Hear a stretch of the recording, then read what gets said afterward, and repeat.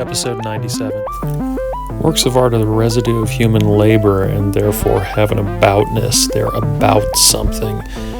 That process of figuring out what a work of art is about is called interpretation. Why are you doing that?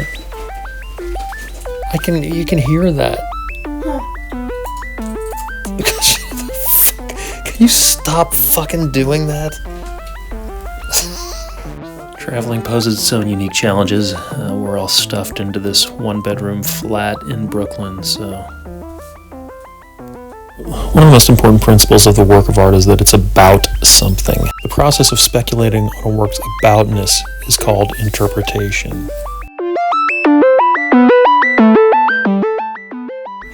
The process of... Can you stop doing that? Stop doing that! You can hear the toilet in the background. The process of interpretation can be applied to any work of art, from painting to sculpture, performance, social practice, writing, poetry, etc. In the last couple of episodes, I've been talking about these two paintings, the one on the left, which I completed as a 20-minute study, and the one on the right by Henry, which was completed in about 45 minutes. The process of interpretation is to enumerate, to catalog those things that we see, to stand in front of the piece, to be in the presence of the work of art, and to ask oneself, what is it that I see in front of me? The closer we look, the more we see. Example, primarily in this work, we see Bart Simpson, number 1. Number 2, a cloud and rain. Number 3, tumor. Number 4, gas, toxic gas. 5, the color palette. Bart is in black and white while the background is color. 6, the black ground. 7, fire.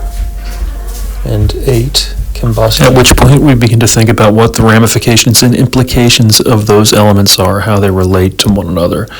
In black, I have highlighted what I believe to be two of the most significant components of this painting. One is this flickering between cloud and rain and a tumor-like form. The interpretation then becomes a kind of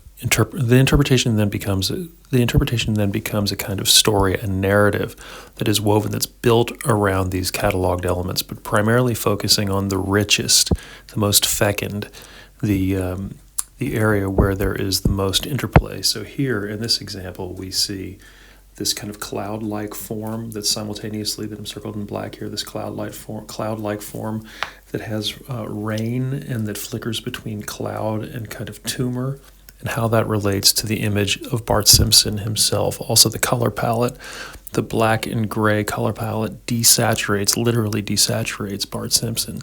So there's a primary narrative that could be woven about the toxic nature of pop culture and information technology, I think, as an example of a primary interpretation of this work.